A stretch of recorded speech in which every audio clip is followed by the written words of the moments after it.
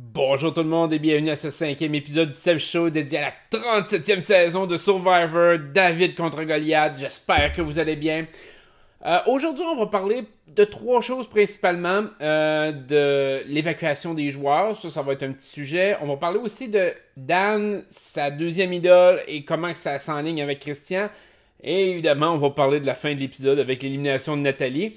Surtout avec les prédictions que j'avais faites. Je vais revenir là-dessus un petit peu.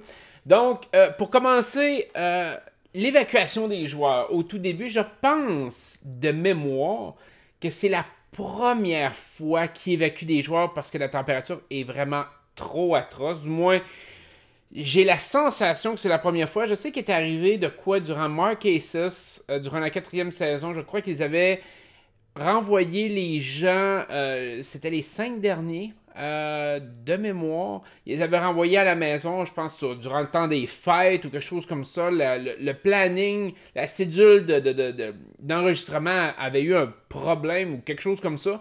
Mais mis à part cette saison-là, je pense que c'est vraiment la première fois qu'ils évacuent les joueurs parce que la température est trop intense et trop atroce. Ça vous montre à quel point que l'aventure de Survivor est une aventure brutale. Il peut arriver plein de choses, on a vu, il y a quand même eu 2 personnes qui ont été sorties du jeu à cause de blessures jusqu'à maintenant. Là, les joueurs qui ont été évacués, on a vu d'ailleurs que les joueurs, il y en a certains qui sont revenus comment je pourrais dire ça, donc bien rasés, tout clean, tout beau. On voit qu'ils ont quand même pris soin d'eux autres, ils n'ont pas laissé vivre dans la misère, même en dehors des caméras, là, en dehors de l'île. Mais je pense qu'au-delà des joueurs, les joueurs c'est une chose, la production probablement les laisserait là. C'est niaiseux de dire, c'est sûr que là les conditions sont extrêmes, là, surtout si c'est un cyclone, typhon, ouragan, peu importe. Mais il y a aussi l'aspect de toute l'équipe technique. L'équipement, les caméramans, ces choses-là, il y a une limite aussi de ce qu'une caméra extérieure peut endurer en termes de température, on s'entend. Donc, trop d'eau ou autre peut endommager dans le fond, l'équipement. Ça coûte extrêmement cher. Fait que je pense qu'il y avait une part des deux dans la décision de l'équipe de Survivor d'évacuer les joueurs. Je pense qu'ils ont essayé de faire un compromis de ce côté-là, de ne pas mettre les gens en danger. C'est certain qu'eux autres, c'est énormément d'assurance, hein, qu'on le veuille ou non. Il y a des gros coûts à ça. À chaque fois qu'un joueur est évacué, il faut qu'ils l'amènent à l'hôpital. Souvent, ils font venir l'hélicoptère ou ils font venir... ils l'emmènent dans des hôpitaux et autres. Et eux autres, c'est eux autres qui assument tous les coûts. Fait que on le sait un peu pour les coûts, exemple aux États-Unis, comment que ça peut être. Fait qu'imaginez-vous quand tu es à l'extérieur, c'est atroce, c'est des coûts faramineux. Fait que c'est ceux qui veulent pas vraiment s'enligner là-dessus, à moins d'être vraiment obligés. Puis je pense que c'est pour ça qu'ils ont sorti les joueurs. Mais ça a été quand même spécial de voir les joueurs revenir tout clean, tout bien rasés, comme je vous dis. D'habitude, ils les laissent pas. Ils ne lui permettent pas ça. Ils lui demandent de rester comme ils sont. Quand il y a eu des événements un peu, comme je vous disais, avec Mark Aces, entre autres, je pense que c'est ça qu'ils lui avaient demandé, de rester dans les mêmes conditions qu'ils étaient. C'est un petit peu étrange, mais ça veut dire qu'ils sont probablement allés à l'hôtel, ils ont eu du repos, ils ont relaxé. Et ils les ont ramenés par après, mais en tout cas, il était tout beau puis tout clean. Fait que le deuxième point, ça a été, on a vu un peu plus Dan cet épisode-ci, principalement à cause de sa deuxième idole. Fait que Dan devient de plus en plus imposant côté stratégique. Pour le sortir, ça va être beaucoup plus difficile. Il peut toujours se faire un James, donc de se faire éliminer avec 2 idoles dans les poches. Mais je verrais pas ça vraiment arriver à l'heure actuelle. On a vu Dan... Bon, par rapport aux idoles, mais on l'a vu aussi parler de Christian beaucoup. Donc, c'est rendu un boy, c'est rendu quelqu'un avec qui tu veux travailler, te rendre loin. Et je pense que ça foreshadow beaucoup. Pour ceux qui comprennent pas l'expression foreshadow, je l'ai déjà expliqué, je pense que c'était... Il y a 2 saisons, c'était en la saison 35. Dans un des épisodes de la saison 35, j'en parlais beaucoup. Fait que j'avais tout expliqué dans le détail. Mais ça démontre un peu l'histoire en arrière de ça, que probablement Dan et Christian vont aller loin dans le jeu. Moi, je vous le dis depuis les derniers épisodes, depuis le premier épisode même, que Christian se rendra probablement pas en finale, c'est-à-dire pas dans les 3 ou 2 derniers, dépendamment comment ils font le final. Mais je vois Christian se rendre dans le dernier épisode. En tout cas, j'ai l'impression qu'il va se rendre dans le dernier épisode. Mais on voit que l'histoire se bâtit autour des deux. C'est bizarre. On voit ces deux-là, on voit Gabi. On voit pas les deux autres vraiment. On a l'impression que les deux autres vont être sacrifiés tôt ou tard. C'est comme... rendu à l'épisode 5, habituellement, on sait un peu l'histoire. La production bâtit l'histoire, comme je vous expliquais dans les précédents épisodes. Bâtissent l'histoire des joueurs pour vers la fin, plus le jeu avance, plus on veut que certains joueurs gagnent ou que certains joueurs perdent. Et la majorité du cast de la saison a pas ce genre d'histoire-là. Et le meilleur exemple que je vais prendre, c'est Lyrsa.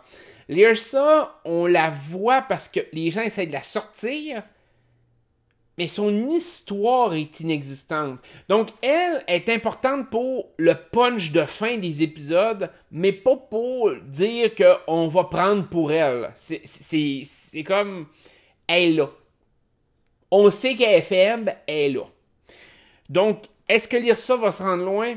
J'ai pas l'impression. C'est comme une joueuse qui est là en attendant de finalement se faire éliminer à un moment donné. Fait que c'est ça qu'il faut spotter. Sauf que là, présentement, c'est ça, l'histoire de Dan, l'histoire de Christian, l'histoire de Gabi.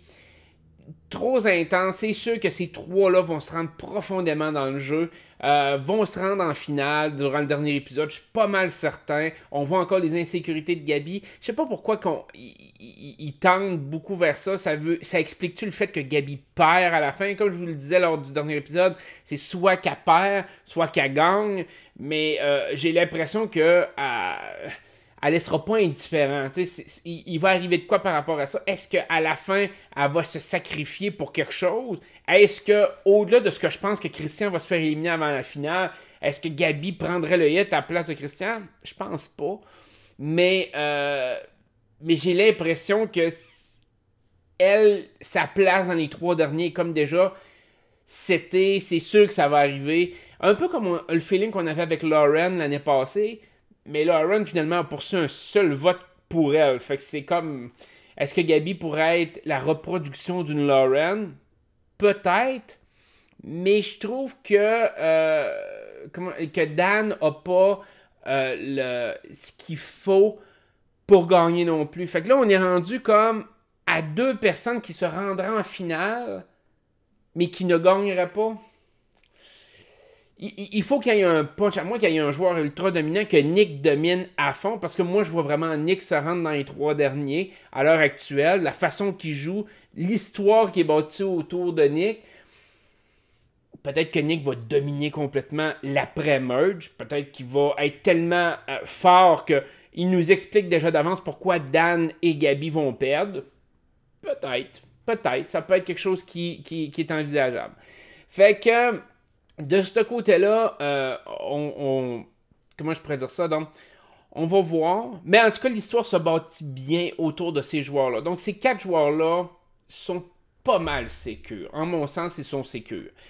Là, on va parler de la joueuse que j'ai élaboré plein de théories dans les dernières fois. Et je pourrais dire, trompé parce que, sincèrement... j'ai été surpris de voir Nathalie se faire éliminer. Aussi bizarre ça puisse paraître, durant tout l'épisode, je me disais, voyons, c'est logique que ça soit Nathalie qui part. Et là, j'étais comme, voyons, il faudrait que ça soit Nathalie, il faut que ça soit Nathalie, mais tu sais, son histoire collait pas avec son élimination nécessairement à ce stade-ci. Mais ça a été quand même ça. Ça a été l'élimination de Nathalie qui s'est effectuée. Pourquoi qu'ils ont mis autant d'énergie à expliquer l'histoire de Nathalie? Est-ce que c'est vraiment parce que tout le monde la détestait au plus haut point? Ou, en mon sens, c'est à ce moment-là que là, les Goliaths éclatent. Je vous en parlais un peu de une des possibilités que, dans le fond, elle allait être la cause de l'éclatement de toutes les Goliaths. Puis d'un sens, même si Alec avait fait son move la semaine dernière, restait quand même une possibilité que les Goliaths restent forts dans ce processus-là. On pourrait penser que, exemple, mettons que Nathalie avait été éliminée en premier dans sa tribu et que Jérémy serait resté. Que Jérémy remplace Nathalie à ce stade-ci. Je pense sincèrement que les Goliaths auraient resté solidaires. Sincèrement. Dans cette équipe-là, du moins. Je pense que les Goliaths auraient resté très tight, auraient resté ensemble, auraient éliminé l'Irsa. Moi, à mon sens, ça a toute une logique derrière. J'aurais pas vu Jérémy se faire éliminer dans un tel contexte. Mais vu que c'était Nathalie, toute l'histoire de Nathalie contre Jérémy dans les premiers épisodes a dans le fond contribué au vote de Mike rendu dans cet épisode-là. Donc, il y a tout quand même une histoire autour de ça. Ce qui a fait en sorte que Mike a trahi d'une certaine façon Angelina. Angelina qui se retrouve tout seul, au même titre que Kira se retrouve toute seule, donc isolée du reste du monde. Son vote a eu aucune importance.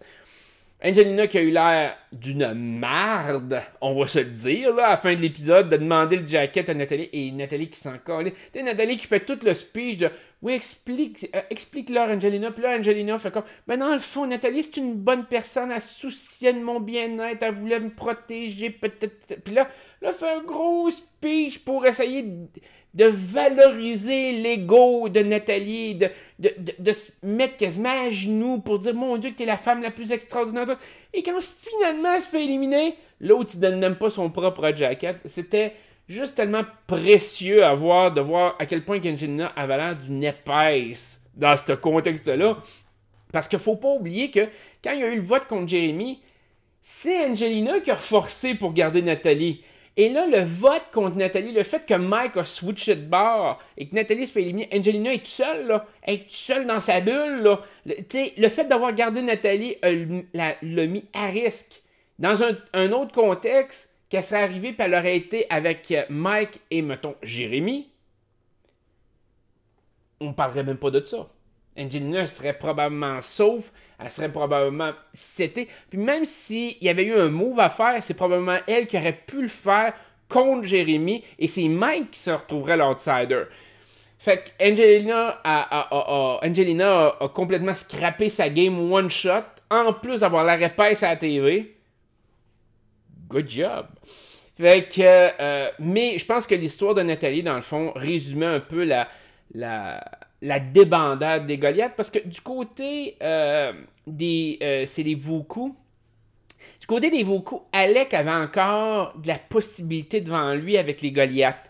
Par exemple, si les Vuku retournent en une élimination et qu'il réussit à éliminer Kira, à ce moment-là, revenir auprès des Goliaths, ça aurait été super facile parce qu'il aurait pu lui compter n'importe quelle merde. Entre autres, il aurait pu lui dire « Ouais, ben j'ai pas fait de move contre les deux filles.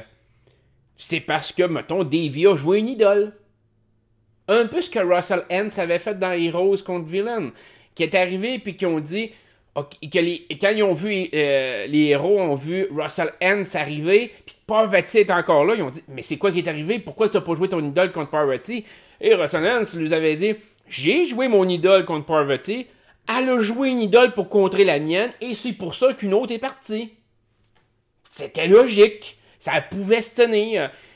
Alors Alec avait des possibilités de vendre ce genre d'idées-là. Mais là, maintenant que Nathalie s'est fait éliminer, là, les Goliaths vont se regarder puis vont se dire « Ok, il y a trop de traîtres. » C'est ça, là. Alec, Mike se sont bien bâtis pour pouvoir switcher d'une alliance à l'autre. Les autres Goliaths vont commencer, le petit hamster va commencer à bouger dans leur tête, de dire « Ok, là, on est à risque. » Et si, que ce soit les Jabeni ou les Vuku retournent un vote de tribu, ben c'est certain que c'est Angelina ou Kira qui va partir, en tout cas, logiquement. Mike, son histoire est trop intéressante pour être éliminé prochainement. Mike a une histoire qui... J'ai l'impression qu'il va se rendre loin dans le jeu. Je vous le disais, peut-être que lui, c'est le genre de joueur qui peut se rendre dans les 5 derniers facilement à cause du lien qu'il y aurait, exemple, avec Nick.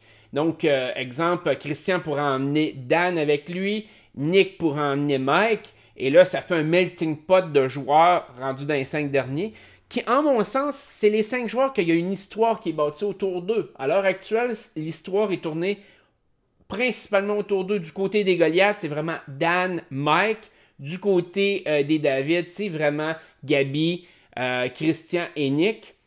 Les autres joueurs font comme de la figuration à l'heure actuelle. Ou proche d'être de la figuration. Il y a Davy, qu'on voit un peu plus.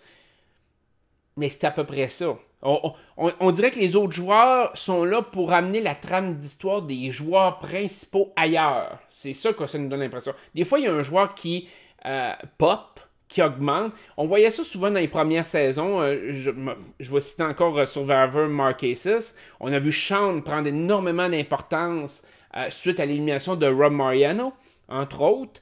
Mais Sean avait déjà de l'importance avant l'élimination de Rob. Donc, c'est dur de juger rendu là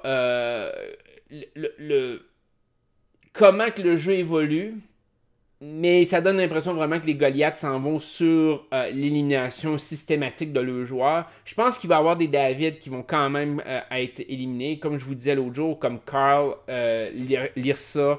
C'est tous des joueurs qui, en mon sens, n'ont pas une histoire vraiment bien bâtie autour d'eux.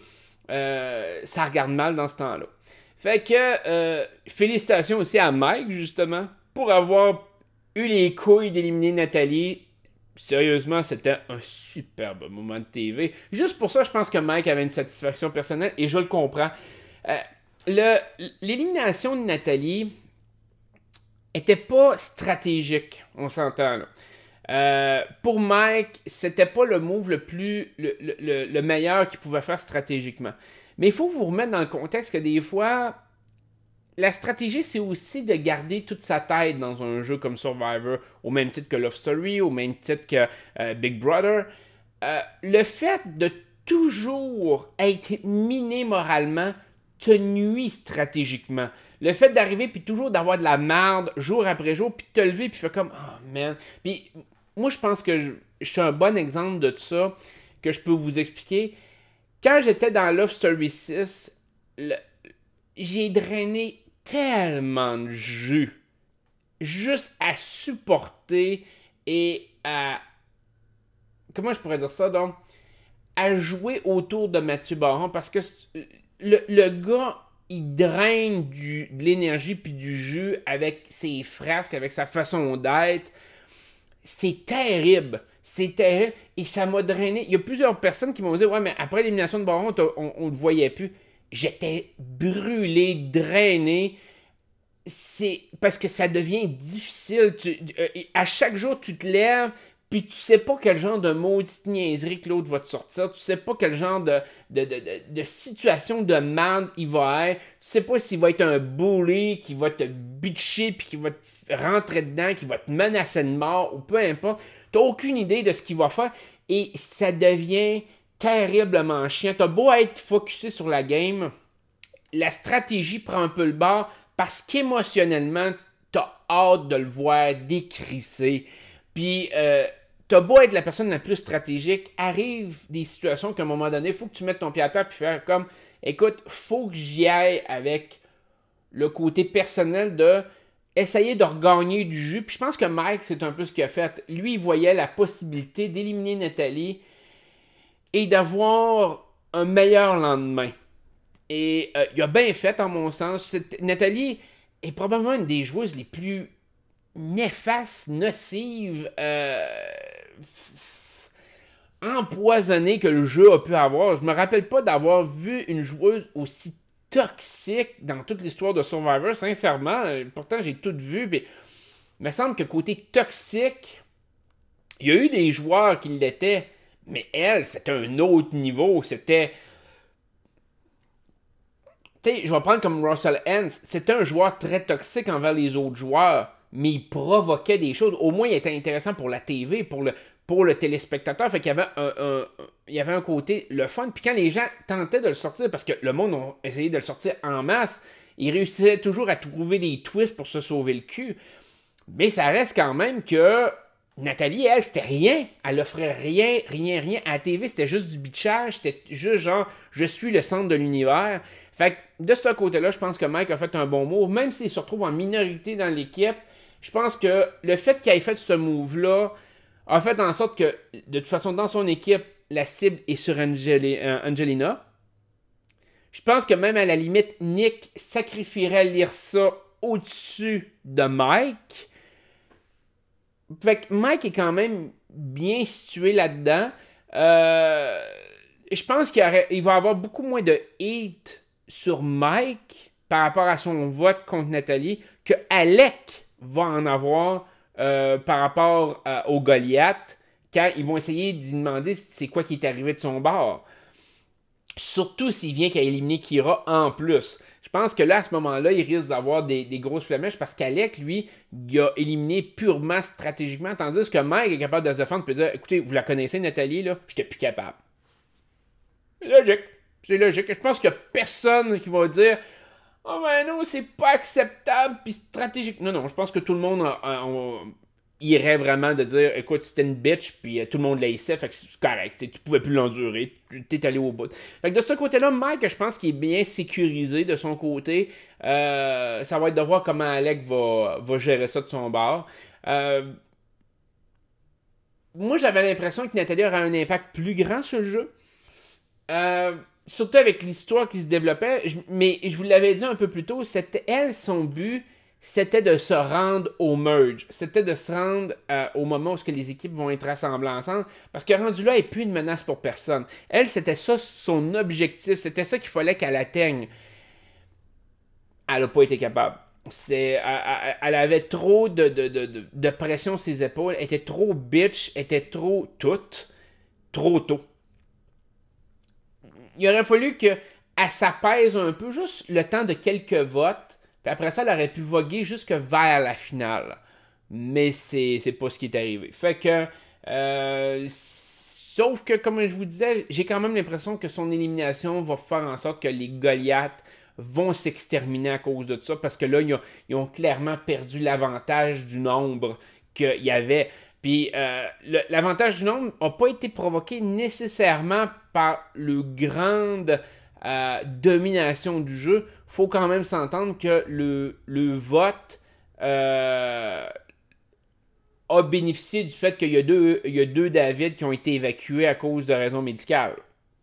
C'était les deux votes qui avaient d'avantage à l'heure actuelle. Fait que de ce côté-là, je pense que on va peut-être voir l'implosion des Goliaths. J'ai hâte de voir. Mais clairement, les David sont favorisés à l'heure actuelle. Ça va être de voir est-ce que les David vont faire la même erreur, c'est-à-dire de se manger entre eux. Ça va être drôle à voir. Je vois. À peut-être quelques exceptions près, je vous dirais que je vois pas ça arriver à court terme. Fait qu'on va voir en tout cas une élimination peut-être un peu plus de Goliath à l'heure actuelle. Peut-être quelques David qui vont partir après le merge. Parce que là, les équipes vont être mieux soudées. Je pense comme justement à Christian, à Dan. Je pense à Mike et Nick, entre autres.